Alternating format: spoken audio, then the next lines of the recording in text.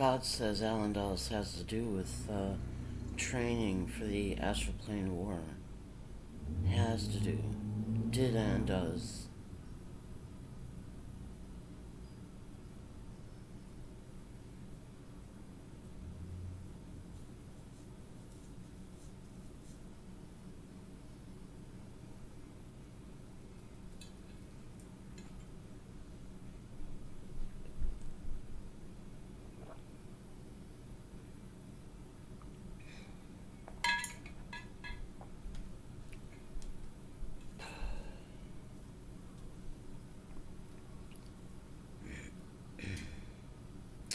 I didn't, did I?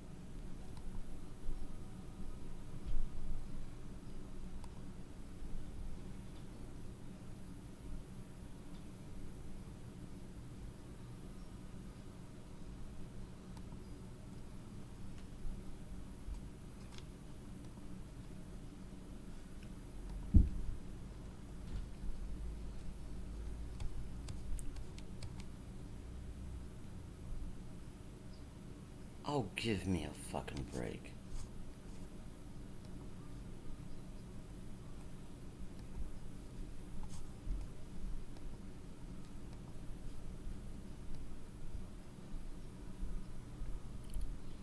Shit.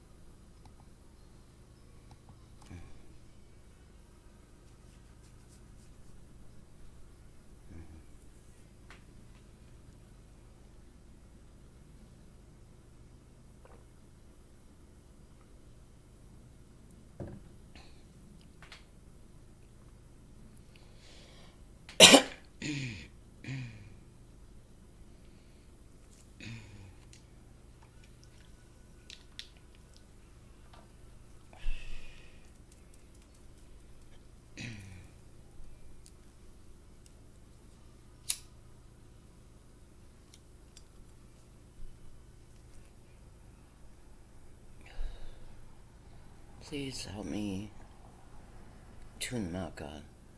Affirm, reaffirm, affirm, reaffirm, to the power of an infinite number of infinities.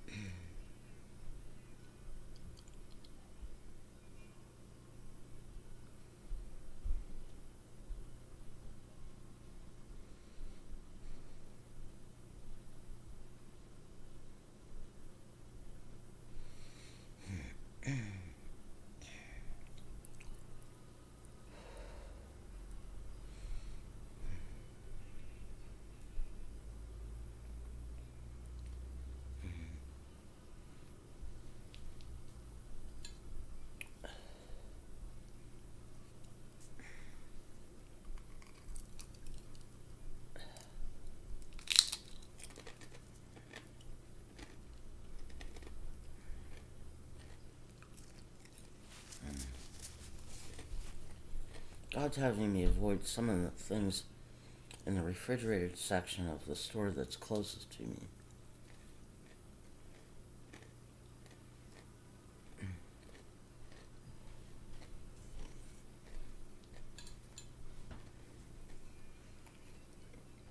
When they want to do something bad to me in Fond du Lac, they don't care if other people get affected by it, even Satanists.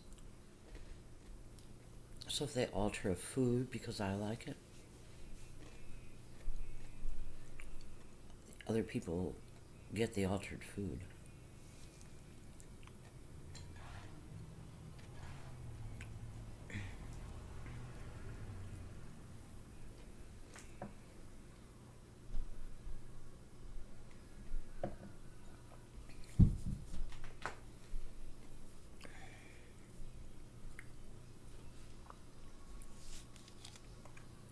In the past, I noticed that if a Satanist gets arrested, most definitely if the person gets arrested,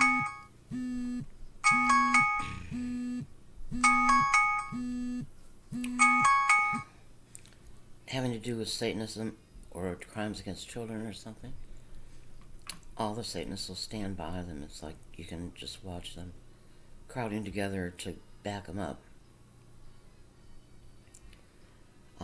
But on other matters,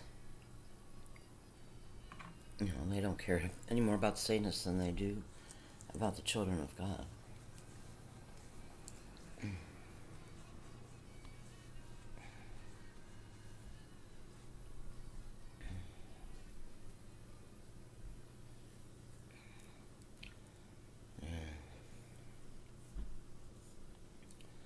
So this week I didn't buy refrigerated milk, and I didn't buy refrigerated French onion dip. I bought um, jar. You know, that doesn't need to be refrigerated until you've opened it. This is Lay's brand. There's one brand I just don't like. They also sell in jars similar to this, but I just don't like their stuff.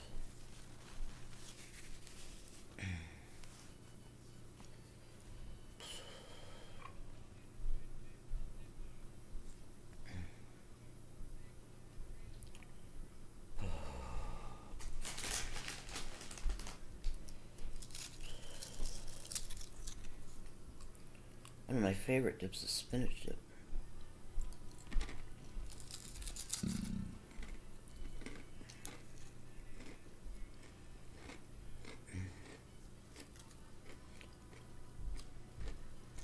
And the brand that I don't like had some spinach dip in a glass jar with a lid, but I don't want to buy it from them.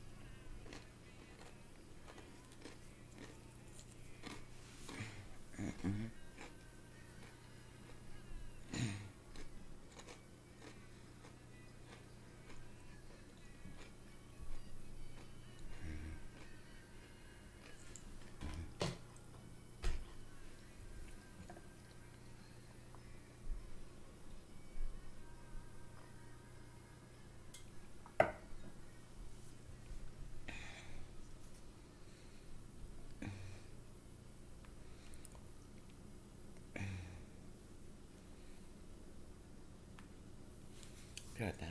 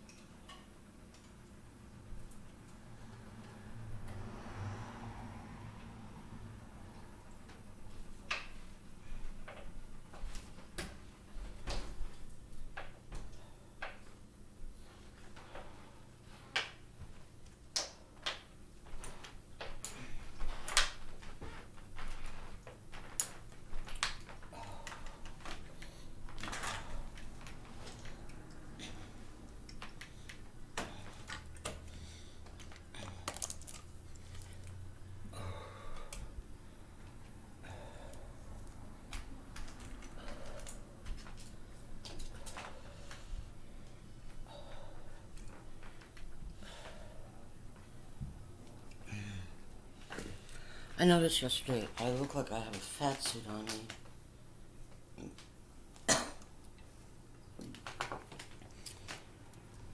I've been overweight since the baby was born. I gained weight during my pregnancy and I gained weight after he was born, which surprised me. But,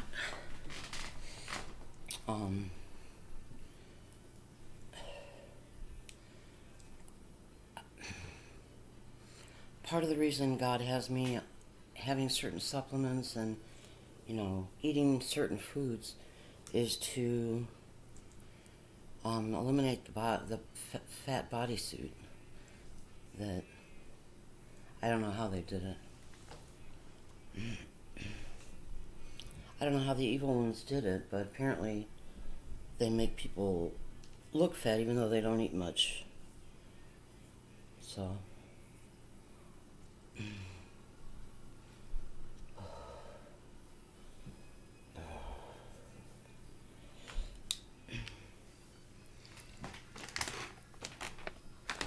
I thought I was overweight after the baby was born. I gained weight. I thought that was because I was a nervous mother. So I thought it must have meant I ate more, but I ate a lot during pregnancy. I ate a lot of chocolate. Couldn't stand coffee. I didn't even like the smell of it when I was pregnant. But I ate a lot of chocolate. Like a bag of minis a day. I liked Butterfinger. That might have been my favorite. When I had them and I could afford them, I could eat a bag a day.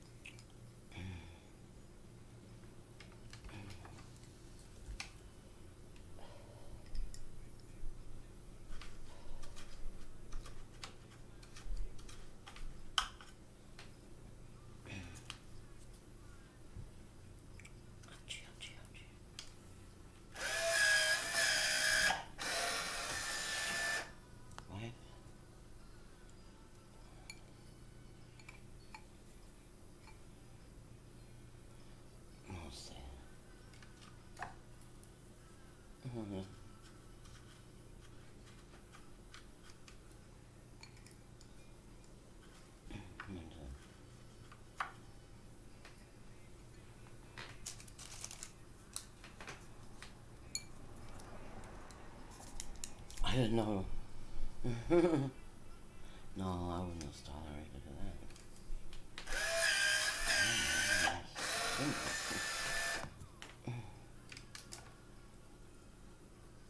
I would have bitched him down, and then I don't know what I would have done.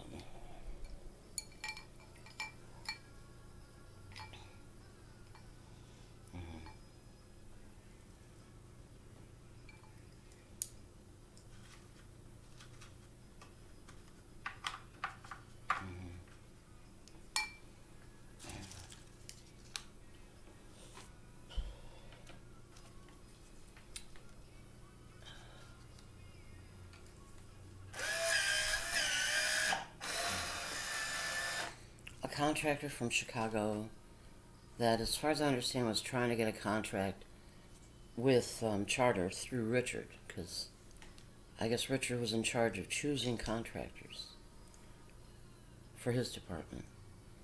And they had a Christmas party down here, even though they're from Chicago. And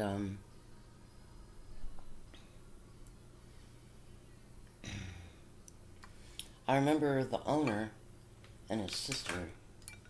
She was a lot of fun. She was really nice. Everybody was drinking wine and beer and stuff, and I thought, shit, I don't know, I want a martini. So I started drinking martinis, and um, so then a couple other people started drinking hard liquor. It was funny. Anyway,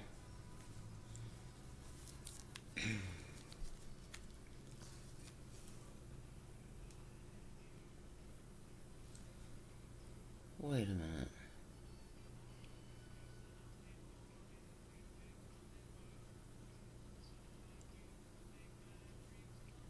hmm Anyway,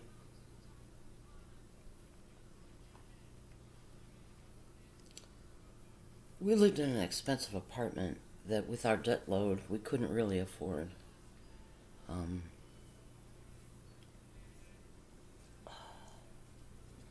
and on Christmas Eve, we went to the Packers game. Christmas Eve 2000, we went to the Packers game. And when we got out to the parking lot, it was like 22 below, and I don't remember if that was wind chill or regular. It was really cold outside. And when we got to the car, the heater wouldn't work. So we're driving down 41. Richard Henney Jr. is driving. I probably suggested, if the heater's not working, let's, go stay in a motel or hotel in Green Bay and have the car looked at. But he said it's not that far. It's just down 41 or something. And the car overheated, and we had to pull over on 41. I had some bottled water in the trunk of the car, so I got the bottle. It was a minivan. No, it was a Taurus. I got the bottled water, and we poured it into the radiator. And we got a little ways. We were able to get off at an exit, and we got stuck at a car lot. It was Van Dijnhoven in Kokana. And we had a hard time getting help. Now I'm beginning to understand. I've got flies in here today. I'm beginning to understand that Richard Henney Jr. had his cell phone, and it was low on charge, but he was calling AAA and blah blah blah, and he would let me know, well, they can't come out, it's Christmas Eve and all that crap. And all I could think of is we were in a life and death situation because it was that cold. The heater wasn't working, the car wouldn't start. We had no blankets or anything. Finally somebody came out. God says I pestered Richard Henney Jr. until he called and got success. Until he called somebody and got success.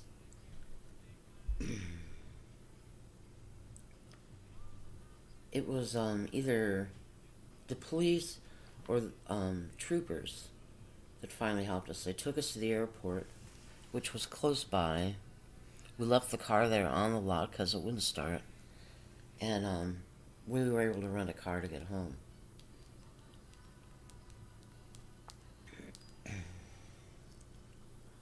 So,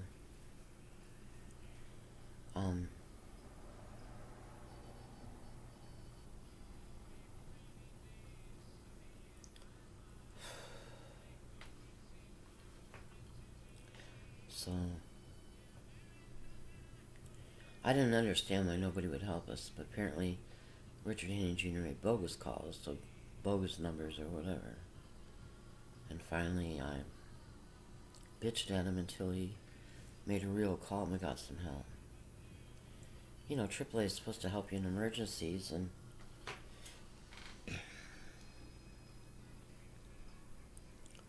so if that were AAA, they probably would have come out. We were honestly in a life and death situation.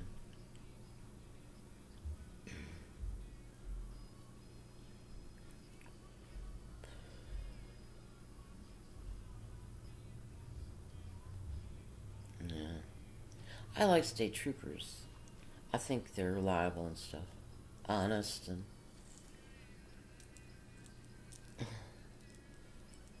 yeah. One of the Walmart heirs, the daughter, she was worth 44 million, I think is what it was. Or 4 billion at the time of the incident. But I read about it or something. She was pulled over for drunk driving, and she berated the trooper for taking her in or writing a ticket or whatever. So, do you know who I am? You can't do this to me. You're not important like me and all this crap. I thought she was a real asshole. Anyway, we got home that night, blah, blah, blah. We learned that the engine had blown on the Taurus. So, we went back the next day, and they had a nice minivan, but the car payments were going to be over $300 a month. But the salesman gave me kind of an angel of God command, kind of like, this is the one you're taking or something, and I obeyed him. It was really hard to afford life after that.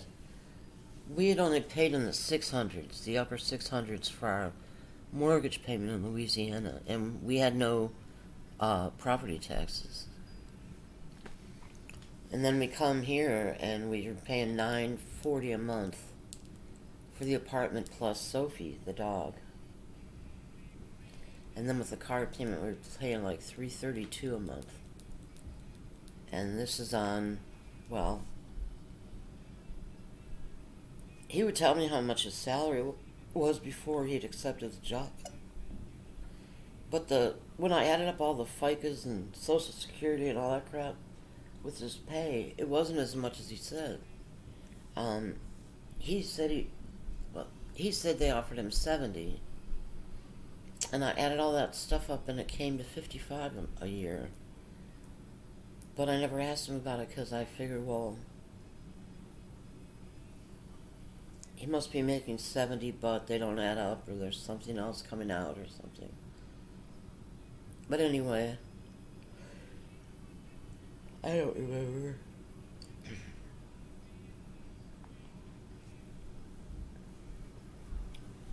God says his take home was slightly more than in Louisiana because they knew I'd noticed a take home that was lower.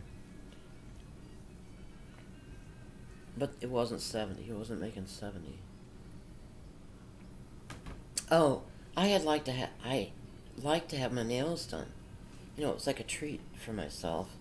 So I stopped having my nails done, and instead of buying cigarettes, I started rolling cigarettes. Saved a lot of money. Helped us squeeze through. But anyway, I was talking to this contract owner. He owned the company, and his sister, about that I roll my own cigarettes because with the car payment I couldn't afford to have my nails done anymore or to buy cigarettes. And I just remember thinking, if Richard's on the take, I wonder if anybody thinks that I know about it. And I thought, well, I had explained why we were theoretically so broke, because of the car payment. And I only hoped that they would think that I wasn't on the take, or I didn't know about it, because I think Richard was on the take, okay, with them and with other companies throughout his career, Adelphia, Time Warner, Cox, Charter, Mediacom. So,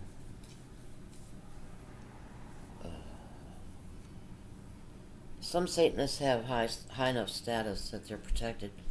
If they do illegal things, they're protected. It's kind of like diplomatic immunity. It's like satanic immunity.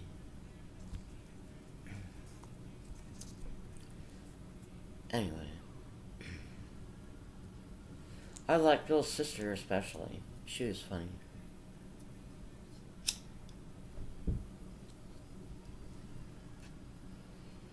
I don't remember Bill's wife very much, and I don't know if she was at that Christmas party.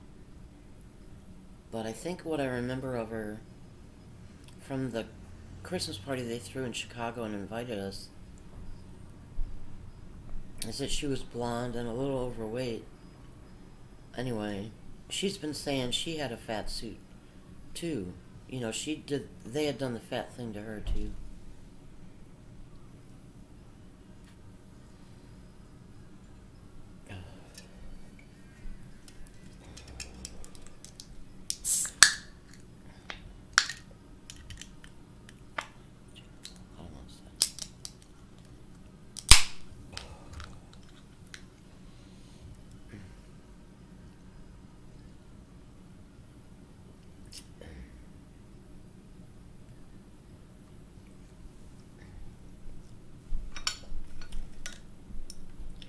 But his sister said to me at the end of the party and everybody was leaving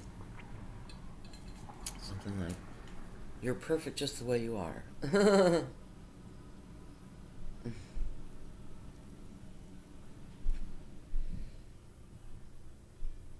I thought that was a very nice thing to say. Well, I guess.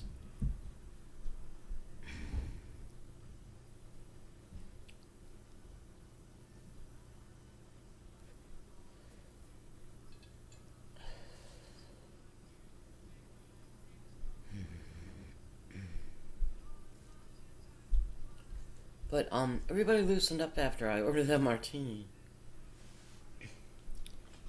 I don't know who else got buzzed. I got buzzed. I had a really good time at that party.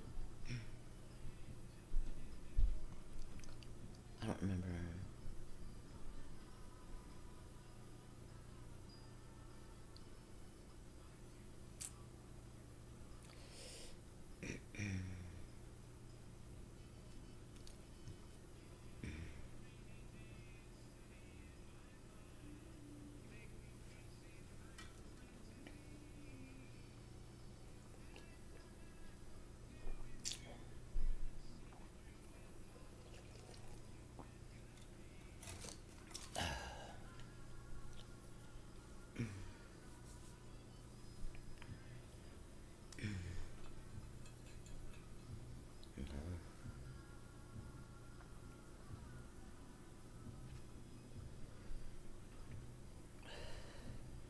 There was a man, a contractor, owned the company that Richard Henry Jr. used to talk to on the phone every night after work. I think he was the exclusive contractor.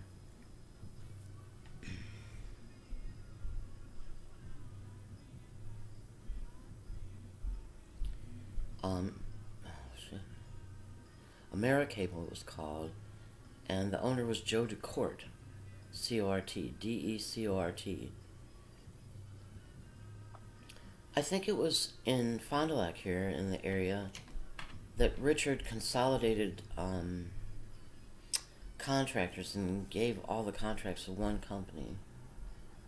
So I assume if he was on the take, you know, for people bidding for contracts, he was on the take from Americable, Joe DeCort. But he used to come home every night, and he'd be home about 15 minutes, and Joe DeCort would call on his cell, and they'd talk like for an hour and a half. So he used to come home and maybe sit down, and I'd answer the phone, or I don't know, I'd say, "Your girlfriend's calling."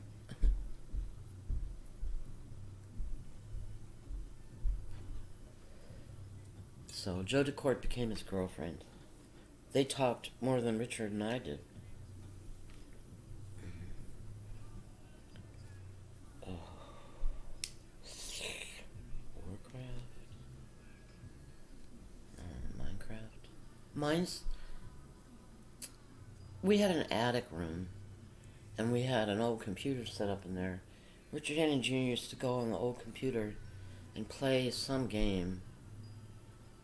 I don't know what it was. Minecraft, Minesweep, or Warcraft or something.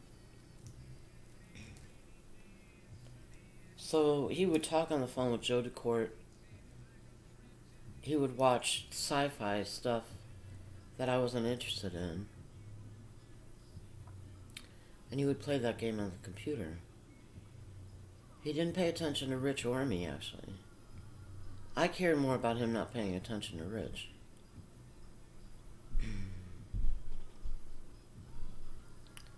Richard Henning Jr. used to give me signals. Body language, tone of voice, whatever. Rich would come out of his room and talk to his dad, and how was your day? Look what I did, or something like that. And then Richard Henning Jr. would give me signals.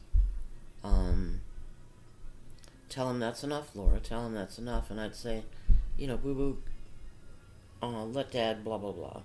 He'd say, oh, okay, Mom. And not long before I met God, I just stopped reacting to Richard Henning Jr.'s signals about boo-boo. And I thought, what are you doing, you fucker? So I stopped reacting. It's like, you handle it, you chicken shit.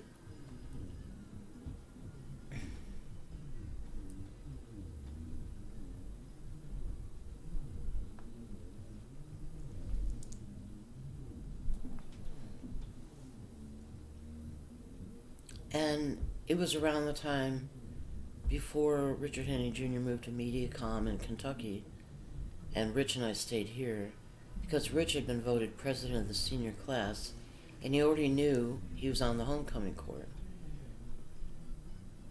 Now I asked him, would you rather, stay here and finish your last year of high school here, or would you rather go to Kentucky? You and me, Rich and me, go to Kentucky. I said, for 15 minutes, of time with your dad. And he said, 15 minutes of time with Dad. And I said, well, you'd have to change schools and all that, And finally I made the decision. I decided to keep him here. He'd been to so many schools, and Fondy was sane and intelligent, and the South, I'd hoped never to go below the Mason-Dixon line again. But, to survive, I would have gone. But sometime during this process, God let me know, it was because I said, I'm never going below the Mason-Dixon line again, or I'm never living below the Mason-Dixon line again, that they chose a place for him to get AKA hired. That was below the Mason-Dixon line.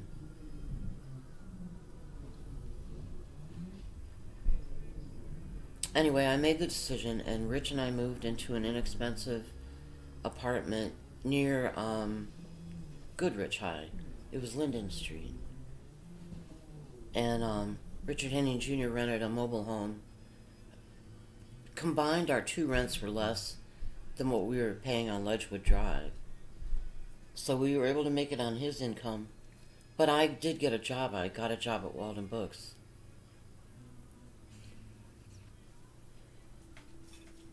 But I was paying the bills. We kept... It was a joint account, as it always had been. We kept his salary in... I don't know if we changed banks when he got paid in Kentucky or not. I was keeping up with all the debt and paying the two rents. And I didn't make that much.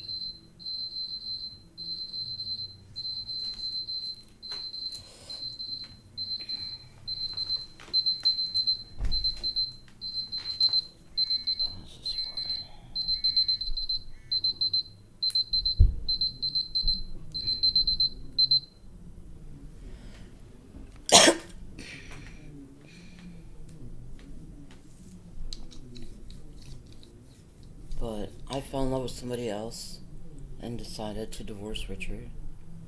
And I asked my therapist, Joanna Scholl, for a recommendation for an attorney, and she recommended somebody and said, oh no, he or she is not practicing anymore or something. And then she recommended a second person, William McKibbage, in town. So I went to him. And it was expensive, but I don't know what I put as a retainer, maybe $2,000. Anyway, I took it right out of the checking account. Richard Henry Jr. has bitched about that in the astral plane. It's like, how dare you you take divorce money out of our checking account? I was like, well,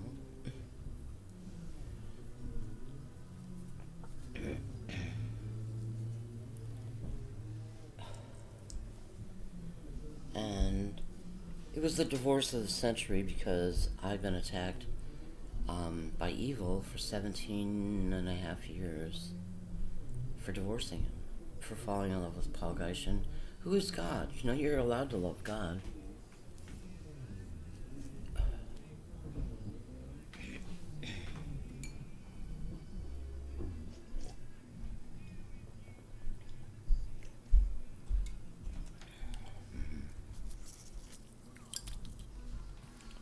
I'm gonna stop recording and upload this.